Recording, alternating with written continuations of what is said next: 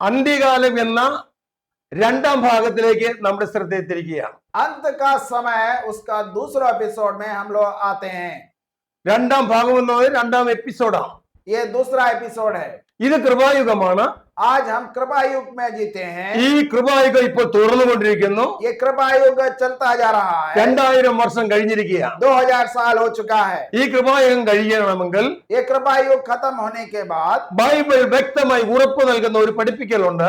आप वचन हमारे को इस तरह से पढ़ाती है. കർത്താവ് യേശുവിൽ വിശ്വസിച്ച സകല വിശുദ്ധന്മാരെ ചേർക്കുവാൻ കർത്താവ് രണ്ടാമത് വരും. आप सारे विश्वासियों को और पवित्रताएं में जीवन बिताने वाले लोगों को उठाने के लिए प्रभु यीशु मसीह बादलों में आएंगे. കർത്താവ് താൻ ഗംഭീരനാദത്തോടും പ്രധാന ശബ്ദത്തോടും എന്ന വാക്യത്തിന്റെ പൂർണ്ണത അവിടെ നിവൃത്തിയാകും. और प्रभु यीशु मसीह अपने दूत गणों के साथ नरसिंगे फूंकते हुए दूत गणों के साथ इस धरती पर उतर आएंगे.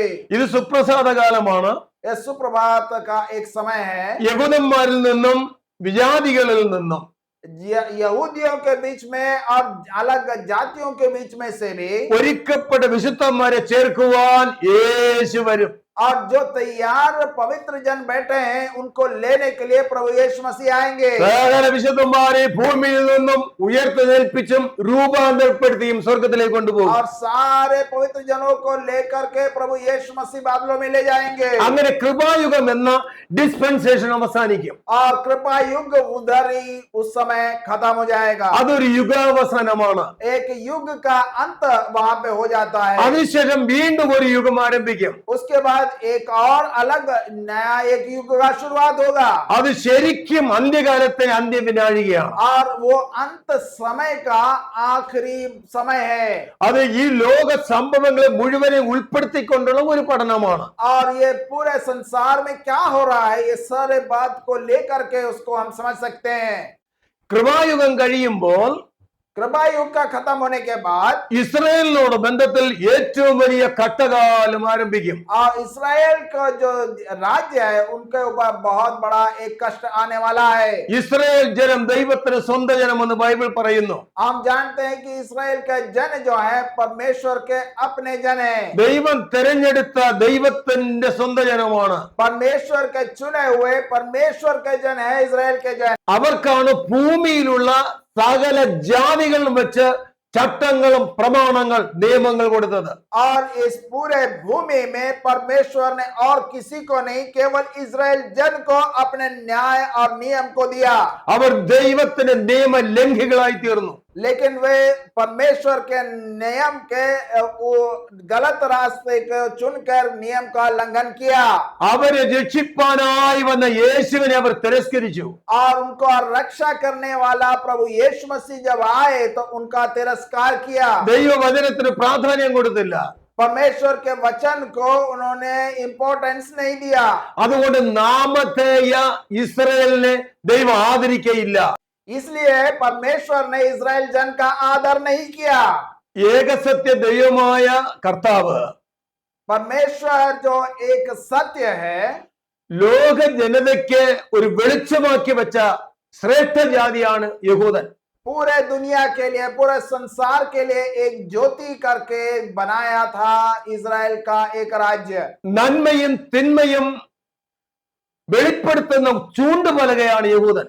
और सही क्या है गलत क्या है ये मनुष्य जाति को बताने के लिए इस्राएल को परमेश्वर ने चुना. അവർക്ക് കൊടുത്ത ഈ നിയമങ്ങൾ पर उनको दिया गया जो परमेश्वर का वचन था ദൈവത്തിന് സത്യവചനങ്ങൾ परमेश्वर का सत्य वचन था. അവരുടെ രക്ഷകനെയും ഉൾപ്പെടെ അവർ തിരസ്കരിച്ചത് കൊണ്ട് और उनका रक्षक प्रभु यीशु मसीह को भी इन्होंने तिरस्कार कर दिया. അവരുടെ നിയമഗ്രന്ഥം ദൈവത്തിന്റെ ഗ്രന്ഥം സകല ജാതികൾക്കും സ്വന്തം ഗ്രന്ഥമായി തീർന്നു. इसलिए उनका जो नियम जो ग्रंथ है वो सारे जातियों के लिए ग्रंथ बन गया. അവർ പറയുന്നു യഹോവയായ ദൈവം ഞങ്ങളുടെ സ്വന്തമാണ്. और सारा जाति कहता है यहोवा परमेश्वर मेरा परमेश्वर है. ദാവീദിന്റെ പുത്രനായ ശലോമോൻ दाऊद का पुत्र सलोमन യെരൂശലേമിൽ വലിയ ഒരു ദൈവാലയം ഉണ്ടാക്കി. यरूशलेम में बहुत बड़ा एक मंदिर का निर्माण किए. പല രാജാക്കന്മാരുടെ കാലഘട്ടത്തിൽ അവയെ നശിപ്പിക്കപ്പെട്ടു. लेकिन अनेक राजा आने के बाद वो उसका नष्ट हो गया। ഹെരോദ് രാജാവിന്റെ കാലഘട്ടത്തിൽ ദീർഘവർഷങ്ങളെടുത്ത് അവയെ പുതുക്കി പണിതു. और हेरोद राजा के समय में वो बहुत ही अच्छी तरह से उनका पुनर्निर्माण किया गया। ആർക്കും കണ്ടാൽ മനോഹരമായ ഒരു ദേവാലയമാണ് അന്ന് സൃഷ്ടിക്കപ്പെട്ടത്. कोई भी अगर उसको देखे तो बहुत ही सुंदर और अनोखा था वो मंदिर। യേശുവിന്റെ ശിഷ്യന്മാർ കർത്താവിനോട് പറഞ്ഞു, प्रभु के शिष्य प्रभु यीशु मसीह से इस तरह से कहते हैं, ഒലിവുമലയിൽ ഇരിക്കുമ്പോൾ അതിന്റെ മറുവശത്ത് സിയോൻ പർവ്വതത്തിന്റെ ഭാഗത്ത് പണിതിരിക്കുന്ന യെരുശലേം ദേവാലയം, और सिय्योन पर्वत के उस एक भाग में बनाया गया यरूशलेम का वो मंदिर, സ്വർണ്ണ സരപ്പളിയാൽ പണിതിരിക്കുന്ന യെരുശലേം ദേവാലയത്തിൽ और जो सोने का उससे बनाया गया एक बड़ा एक बिल्डिंग था। അസ്തമന സൂര്യന്റെ പ്രകാശം വന്നടിച്ച് ആ പ്രകാശം ഒലിവുമലയിലേക്ക് റിഫ്ലക്ട് ചെയ്യുന്ന കാണുവാൻ മനോഹരമാണ്. और जब वो सूर्य का प्रकाश और सोने के ऊपर पड़ता था तो उसका जो रिफ्लेक्शन है वो पहाड़ों के ऊपर आता था। യേശുവിന്റെ ശിഷ്യന്മാർ യേശുവിനോട് പറയുകയാണ്, जब प्रभु यीशु मसीह के शिष्य प्रभु यीशु मसीह से पूछते हैं, യേശുവേ ഈ ദേവാലയം എത്ര മനോഹരമായിരിക്കുന്നു.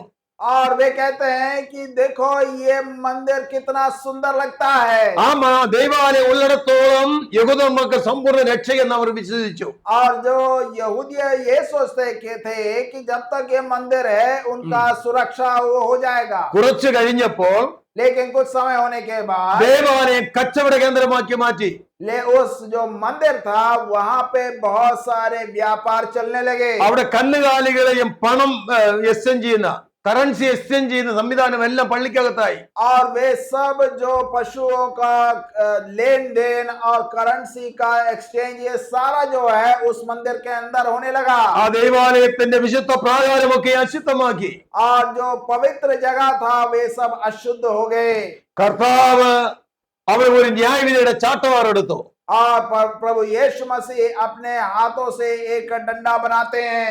ആ മേശകളെ മറിച്ചിട്ടു. കച്ചവടക്കാരെ അവിടെ നിന്ന് ഓടിച്ചു.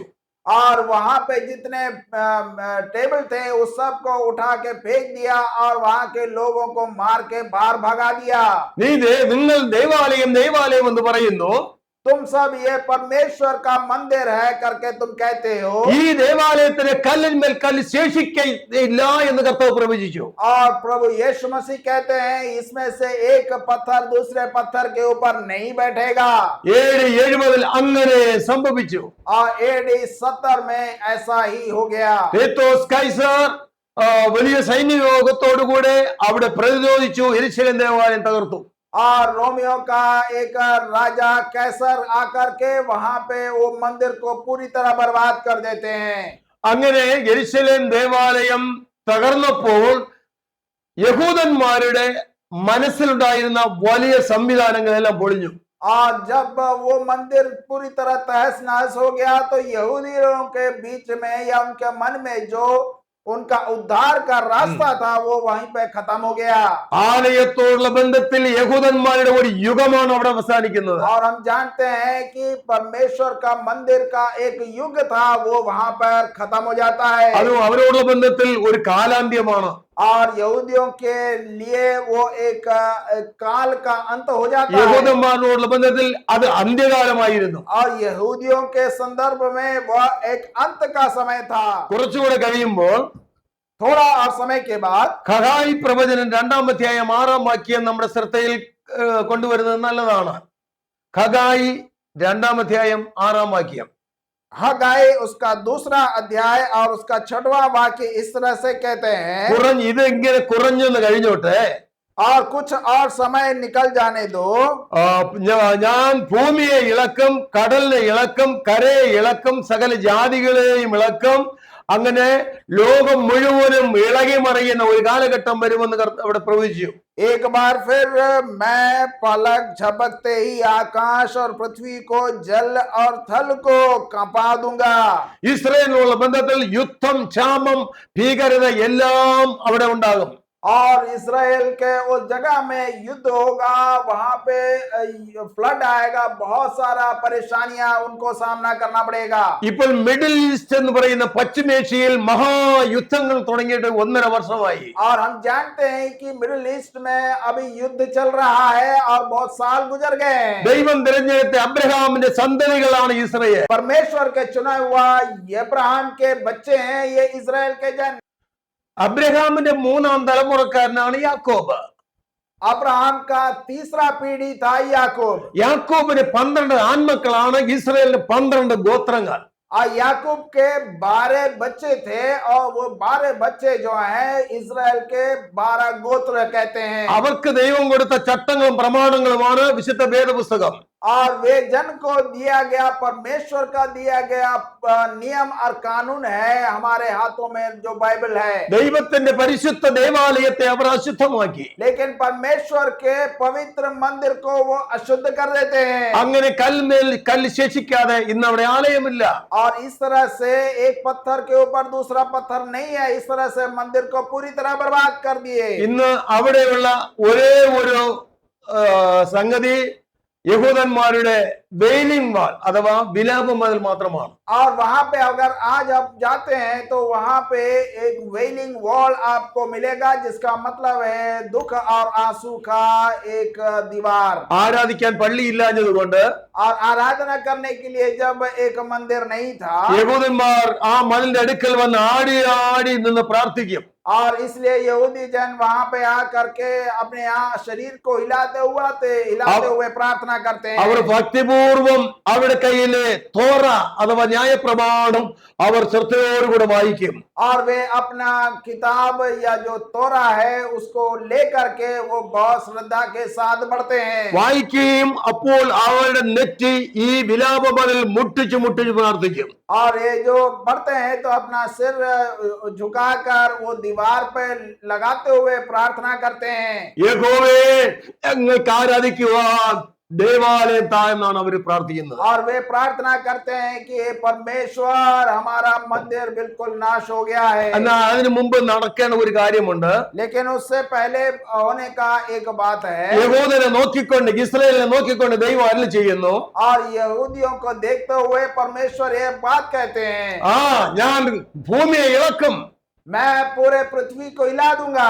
ഈ കരയെ ഭൂകമ്പത്താൽ ഇളക്കും. अब पूरे जो समुद्र का किनारा है पूरा को सबको हिला दूंगा। സുനാമികളാൽ സമുദ്രത്തെ ഇളക്കും.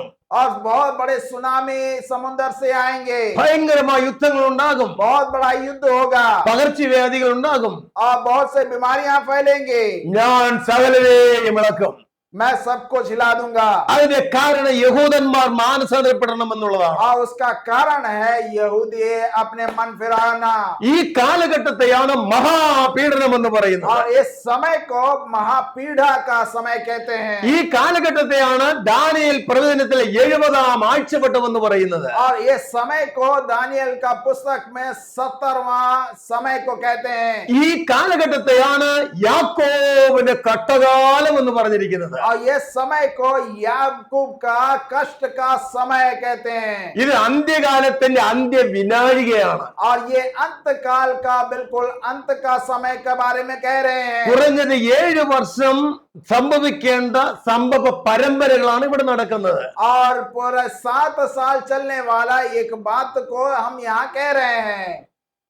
ഈ കഷ്ടത കഴിയുമ്പോൾ അന്ത്യകാലം അവസാനിക്കുന്നു. और जैसे ही एक कष्ट का समय खत्म हो जाता है तो अंत का समय आ जाता है। അങ്ങനെ പ്രിയമുള്ളവരെ, और इस तरह मेरे प्रियजन ലോകം മുഴുവനും കഷ്ടതയുടെ ഒരു കാലമായിരിക്കും. और पूरे दुनिया में कष्ट का एक समय है। കഷ്ടതയുടെ കേന്ദ്രം ഇസ്രായേലുമായിരിക്കും. और सारे कष्ट का केंद्र जो बिंदु है वो है इजराइल। ഇസ്രായേലിനുള്ള ബന്ധത്തിൽ സകല ജാതികളെയും ഇളക്കും. और इसराइल के वजह से सारे जातियों को परमेश्वर उठा देगा। അത് ഭയങ്കര കഷ്ടകാലമായിരിക്കും. अब बहुत ही कष्ट का समय आ जाएगा ആ സമയം അവർ ഉയരത്തിലെ കണ്ണുകൾ ഉയർത്തി നിലവിളിക്കും. और उस समय लोग परमेश्वर की ओर देख करके रोएंगे। യാഹ്വേ സബായോ, സൈന്യങ്ങളെ യഹോവേ, ഞങ്ങളെ രക്ഷിപ്പാൻ വേഗം വരണമേ. सेनाओं का यहोवा मुझे रक्षा करो, मेरी रक्षा करो, ऐसा प्रार्थना करेंगे। അങ്ങല്ലാതെ ഞങ്ങൾക്ക് ഒരു രക്ഷകനുമില്ല എലോഹീം. और आपके बिना और कोई रक्षक नहीं है, एलोहीम करके प्रार्थना करेंगे। ആ സമയം കർത്താവ് സകല വിശുദ്ധന്മാരുമായി സ്വർഗത്തിൽ നിന്ന് ഭൂമിയിലേക്ക് വരും. उस समय प्रभु यीशु मसीह स्वर्ग से उतरकर बादलों में उतर आएंगे। ഇതാ അവൻ മേഘാരൂഢനായി വരുന്നു. और इस देखो परमेश्वर प्रभु यीशु मसीह दो मेघ में बीच में आ गए हैं। ഏത് കണ്ണും കർത്താവിനെ കുത്തി തുളച്ച യഹൂദ ജാതിയും അവനെ കാണുമെന്നാണ് പറഞ്ഞിരിക്കുന്നത്. और जो भी यहूदियों ने प्रभु यीशु मसीह को मारे वो सब उनको देखेंगे। യഹൂദന്മാരെ രക്ഷിപ്പാനായി വരുന്ന മസിയ, और यहूदियों का रक्षा करने वाला मसीहा, അവൻ യുദ്ധങ്ങൾ നൃത്തം ചെയ്യുവാൻ വരുന്നു. और वे युद्ध का शांत करने या रोकने के लिए आएंगे। ഭൂമിയിലെ യുദ്ധത്തിന് പര്യവസാനമാണത്. और इस धरती पर युद्ध का अंत हो जाएगा അന്ത്യകാലം അവിടെ അവസാനിക്കും. और अंत का समय वहां पे खत्म हो जाएगा വീണ്ടും ലോകാന്ത്യം എന്ന് പറയുന്ന ഒരു യുഗം ആരംഭിക്കും. और लोक अंत का एक समय शुरुआत हो जाएगा അത് ഈ ഭൂമിയുടെ അവസാനമായിട്ടുള്ള അഗ്നിപ്രളയമാണ്. और ये धरती जिस पर हम रहते हैं उसका अंत वहां पे हो जाएगा। അത് മൂന്നാം എപ്പിസോഡിലേക്ക് വിവരിക്കുക. वो तीसरा एपिसोड में हम उसके बारे में മറക്കാതെ കാണുവാനും കേൾക്കുവാൻ ശ്രമിക്കുക. ലോകാന്ത്യം മൂന്നാമത്തെ എപ്പിസോഡ്. नहीं भूलिएगा, लोक अंत है उसका जो हम ज्यादा विवरण अगला एपिसोड में बोलेंगे। ദൈവം അനുഗ്രഹിക്കട്ടെ. परमेश्वर आप सबको आशीष दे। जय मसीह की।